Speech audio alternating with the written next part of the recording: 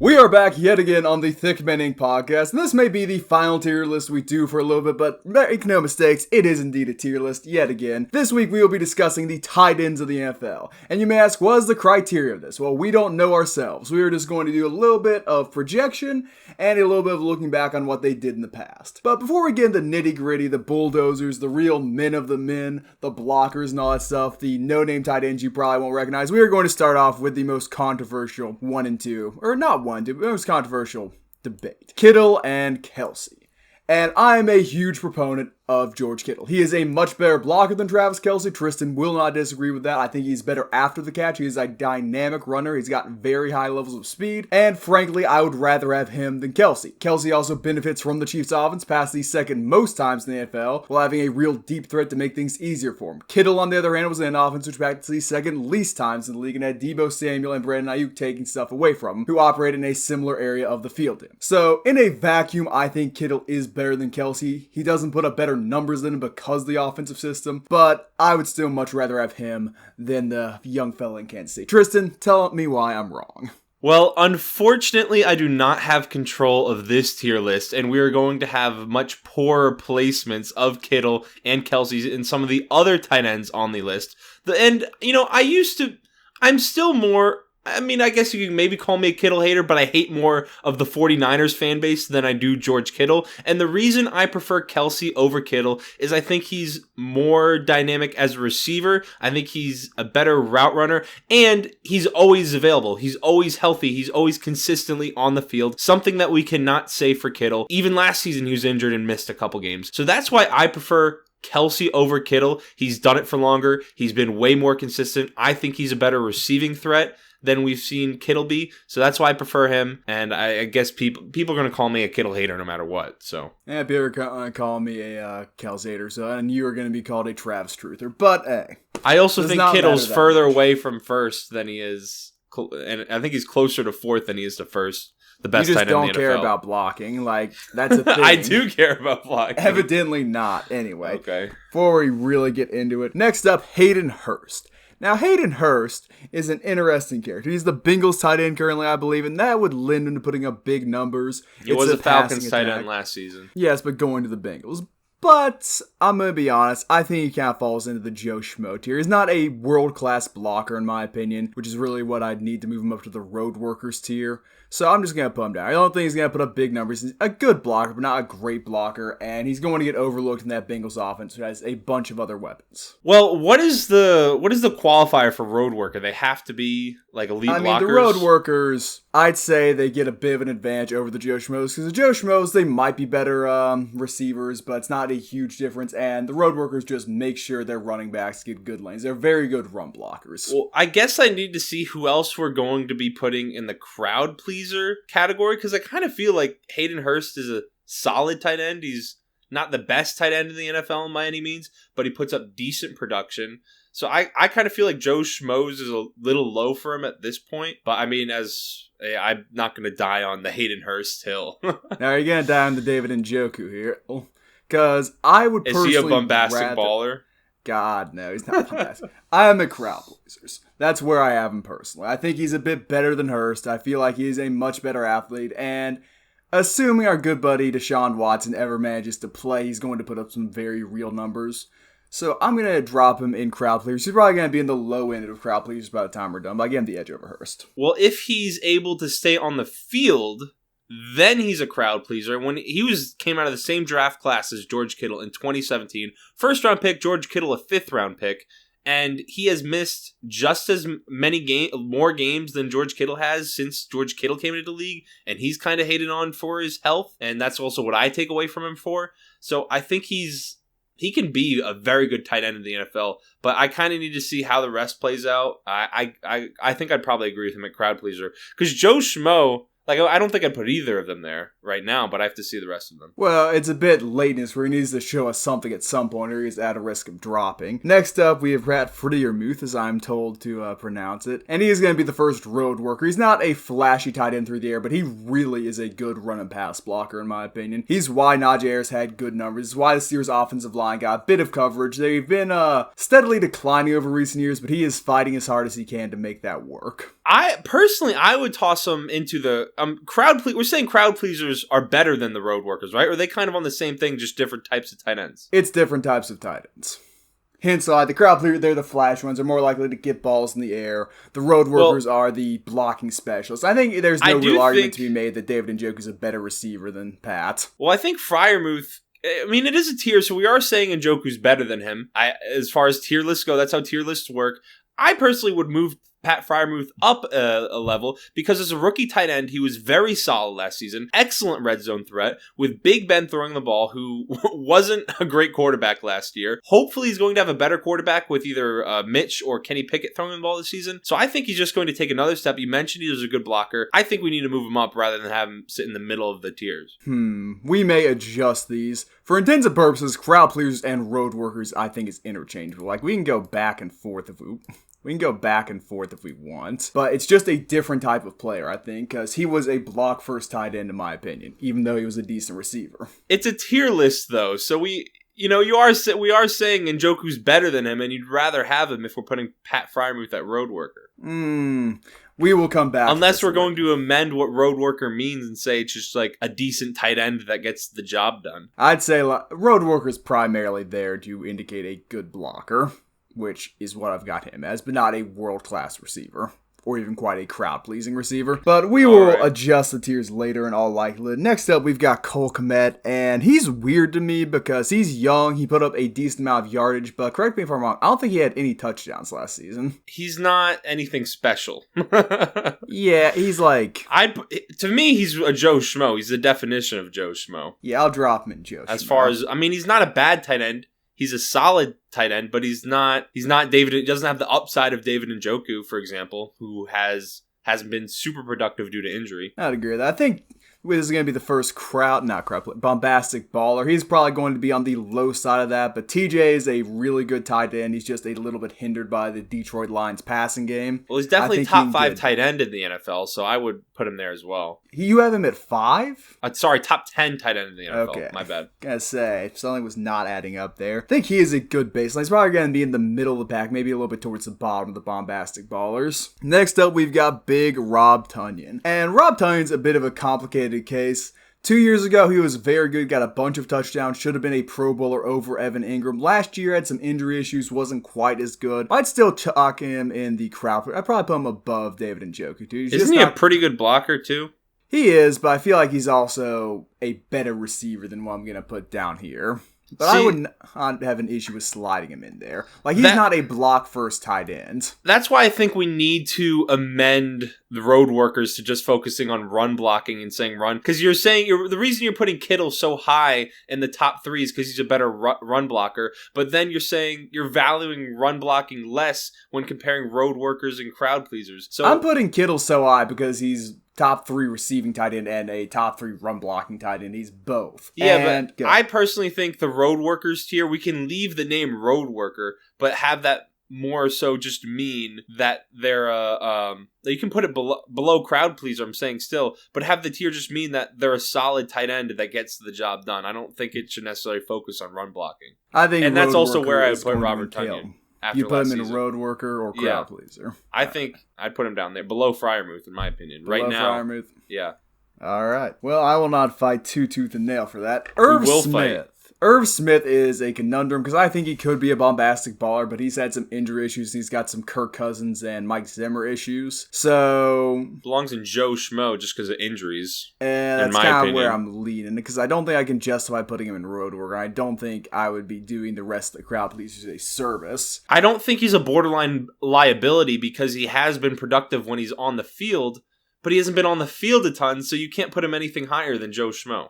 I'll put him at the top of Joe Schmo just off of upside alone. Next up, we have Brevin Jordan, and he is, I'd say, he was a rookie tight end last season. He wasn't a particularly good blocker, so I feel bad about putting him in borderline liability, but at the same time, not a big producer through the air, not an amazing blocker in a Texans offense. I feel we got to fill the tier out at some point. Put him there for now. I don't think anyone's really going to care about our Brevin Jordan placement. Texans fans might be honest about that. Who do I have next? That is Alley Cox. Yeah. He is going to be one of the prototypical road workers. Not an amazing tight end through the air, but world-class blocker. I think he's top 3 also at the position. Like him, Kittle, and Andrews all rotate around that conversation for the best run-blocking tight end for me, so I'm going to drop him right there. Yeah, I agree with that placement, but I disagree with the road worker definite, like what we have that tier labeled as. Because this next tight end, every single time. This next tight end I'm very passionate about. Oh, we're putting him in McDonald's. Look, man. Pro Bowl I gotta throw you a bone. Bro, isn't this your most underrated fantasy football asset in 2022? Maybe, but you're complaining enough about the tier list. So you're going to stop complaining about roadworkers, and we're just going to put Evan Ingram, the one-man drop party, in McDonald's for the time being. Ironically, his career has been more productive than David Njoku's, who we have up in Crowd Pleaser. He has been a Pro Bowler, but hey, got a lot of Mike bad Gesicki luck from the Giants fans. This is Mike Gesicki. I think I would drop him in Bombastic Ballers, maybe high end of Crowd Pleasers. I am below old TJ, but he still had a very good season last year. Well, the thing is, to me, he's much better than David Njoku, so putting him in Crowd Pleaser, even above him, feels a little bit disingenuous. But I would heavily slant towards TJ Hawkinson over Mike Gesicki. So kind of however you want to differ, how big you want to say the gap is between Hawkinson and Gesicki, and then Gesicki and Njoku. So I think he's fine there for now. Now this one's going to be a little bit controversial. Austin Hooper has been getting by on name recognition for the past 3 seasons. He's a good blocking tight end, but he has not been good through the air. And you can say some of that's where he's wound up, whether that be in the Falcons or the Browns. But I just do not have him very high. But I do value his blocking, so he's going to go somewhere in here. I'm better than all of these guys, mainly due to the ground game, but at the same time, I don't think he's going to be as good as Njoku, even though he may have put up better numbers than Njoku at points. He's still on the Browns, right? Or no? He's a Titan. He's a Titan now. I believe so. I think he's fine in road workers. He's not bad enough to go in Joe Schmo. I'd probably put him there too. Next Disagreeing with the definition still. You're going to stop doing that, man. Kill me. Kyle Pitts.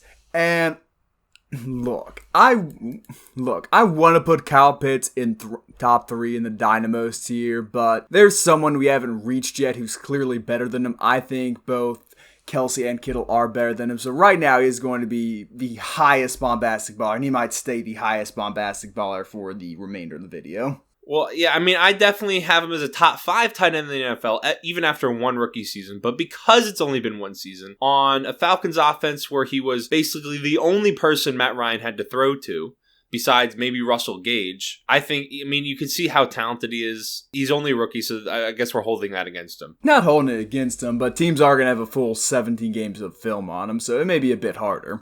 Granted, he's going to have a different system, so it's hard to tell. He may have less production than last season. Next up, Tommy Trimble, and this is a scary-looking dude. He's got me trembling a little bit, so that's going to save him from borderline liability, but he is not a particularly special player to my knowledge. I don't even know who the fuck he is. The blocking isn't quite there. The receiving has not been there. He's not even the Panthers' starting tight end. I mean, the Panthers, he's their listed number 1 tight end on ESPN. He puts Tommy Tremble on the tier list, but not O.J. Howard. Yeah, well, O.J. Howard's not the number 1 listed option for the Bills. Still not as bad as your 98-player wide receiver tier list. That's not Cameron Braid. Hold on. Did this reshuffle on me? Adam Trotman is not a world-class receiving tight end. I don't think he's going to be the number 1 receiving tight end on the Saints roster, but he's a really good blocker, and what they do with tight ends is frankly odd, so I had to include 2 of them. I'd drop him in road workers just based off that. Good, solid pass catcher, good, solid blocker. Not quite a flashy player. He isn't going to kill you through the air, but he does the dirty work. I'd also put him in road workers, but I'd also put Pat Freiermuth at the top of road workers. I don't know how he's just casually slid down past Alley Cox. I'm leaving Alley Cox up there. Alley Cox, I'm a big fan. Next, as an NFL team, you'd rather have Alley Cox over Freiermuth. Yes. I think that's wild. Look at Jonathan Taylor's production. I'm all for the Steelers. I'm all for the Steelers hate, but I don't agree. Well, you are entitled to your wrong opinions. And next up, Taysom Hill. I think we gotta put him in crowd pleaser just because the fans love him. He's a crowd pleaser. He does a bunch of flashy stuff. He's not quite top 10, I'd say, but he is an interesting option. He'll do everything. He does the dirty work, but he also does plenty of quarterback options. It's an interesting position for the young man who was getting overpaid, now not so much. You gonna add anything, or you just gonna let me wax poetic about Taysom Hill? I mean, when he plays tight end, he's good at it. It just depends on how much he's on the field. It's going to be interesting this season to see how the Saints use him, considering Sean Payton is no longer the head coach and is no longer the offensive coordinator. But I think he's an athletic tight end. He's big. It's hard to tackle him. So I would also put him there. Next up, we have Cameron Brate. And I'd put him above Njoku, below Taysom Hill. I'd probably put him above Taysom Hill. You put him above Taysom Hill? He plays tight end. He plays the tight end position more and is the number one tight end in the Bucs offense. So well, as of now, I guess, yes. Last season, I'd put him below him, theoretically, if he was still going to be the second option, but Gronk is gone for at least the first 8 games. So right now, Cameron Brate will tentatively reside right about there. Although I kind of feel weird having him at the top of crowd, please. That may get adjusted. We'll see. You're going to see a couple more tight ends go in the categories above him, so it's not going to look too crazy by the time we're done. Okay, this name is a mouthful. Albert Okwuegbunam. I say it pronouncing names. He had like 200 receiving yards. We should do a TikTok with just you pronouncing players' names. He had like 230 receiving yards, my memory serves. It was not a great blocker on a really not special Broncos offense last year. So I'm going to put him in borderline liability. This isn't the guy that the Broncos fans are like obsessing over, right? Broncos fans are obsessing over. Noah Fant was a much better tight end than him last season, and now he's a Seahawk, so. I don't know if I'd put him in borderline liability, but we've also barely seen him play, so it's hard to place him anywhere higher, or hard to place him higher. You have to be very optimistic. All right. Darren Waller. Tristan's fantasy darling. Now, I will let you choose. Is he going to be 4 or 5? In my opinion, there is an argument for him to be the 3rd best tight end in the NFL and Kittle the 4th best tight end in the NFL. But I don't feel that strongly about that heading into this season. I would still rather have him over Kyle Pitts. I think he's extremely dynamic and a matchup nightmare. I think he's an okay block. He's a good pass blocker when he has to go in and pass block. And when you watch Raiders games, there's a couple games last season where he had 13, 14 targets. I won't be doing it this season because it's Devontae Adams, but he did get injured at the end of last year. I think he's the 4th best tight end in the NFL. Right now, I'd put him over Kyle Pitts. But I'd also, there you go. Yeah, don't say it. Next up, we have the starting tight end for the San Diego Chargers, Gerald Everett. And not a big producer for the Seahawks last season, but they had the Russell Wilson injury. They had a lot of stuff going on with them. I feel like he's a low-end Joe Schmo type guy. I'll put him above our good pal Trimble, just because. Trimble should probably go in borderline liability, because I don't even know who he is. Fair enough. Again, the reason he's up there is because he's a scary-looking dude. He's making me tremble a little bit. We will slide him right here. Less than 200 career receiving yards, and you're putting him in whatever. Hey, man, scary-looking dude. Making me tremble. I not want to get Tommy Trimble's bad side on me. Hunter Henry. He's a crowd pleaser. I'd say so. At the top of it, when he's actually healthy now. There's a lot of tight ends on this list that struggle with health. I would put him above. Under Brate? Okay, yeah. I'm fine with that. Because Brate's going to have a whole lot of production next season. Who do we got next? Is that Zach Ertz? That is Zach Ertz. I think, do we put him... we got He's a bombastic ball. You take him over Gesicki or I think I'd take him over Hawkinson, honestly. I don't think so right now. If it was a couple seasons ago, yes. I'd put him in between He had a very Hawkinson good season last season, though. He had more yards and touchdowns. I'm putting him over Hawkinson based off last year. All right, fine. Complain about everything. Tyler Higbee. He's a crowd pleaser above Taysom Hill. Did you just say Taysom Hill was very good when he was actually playing tight end? Yeah, but he doesn't play tight end all the time. So if this is a tight end tier list, all the time. Fair enough. We'll see. It's going to be. We don't know how he's going to be used yet. All right. Next up, we have. Is this Jonnu Smith? No, that's Noah Fant. I think it's Noah. That's not Jonnu. When has Jonnu Smith played for I'm the reading Broncos? my list here of what they're in order. I did not see his entire uniform. I saw his head. Noah Jonnu Smith's next. A crowd pleaser, I'd say above Tyler Higbee and maybe Hunter Henry.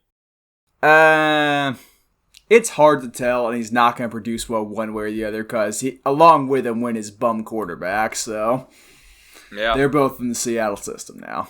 Next up, Jonnu Smith. He's a very high-end blocker, but not a truly... He's very athletic, too. Another tight end that struggles with health. When he was with the Titans, I think he should have stayed there. Shouldn't have necessarily chased the bag. He had 8 Well, he got paid, so he did chase the bag. But as far as on-the-field production, it would have been better if he stayed with the Titans. Had 8 receiving touchdowns that season. So I think he's also capable as a receiver, is very athletic, and the Patriots system maybe isn't the best for him, and he also, health, another issue. Always an issue. Between the health and the limited production, I'm going to put him here. But again, very good run blocker. I'd still have Fryer. I think we're disrespecting Freiermuth too much. Don't care about Pat Freiermuth. I really don't.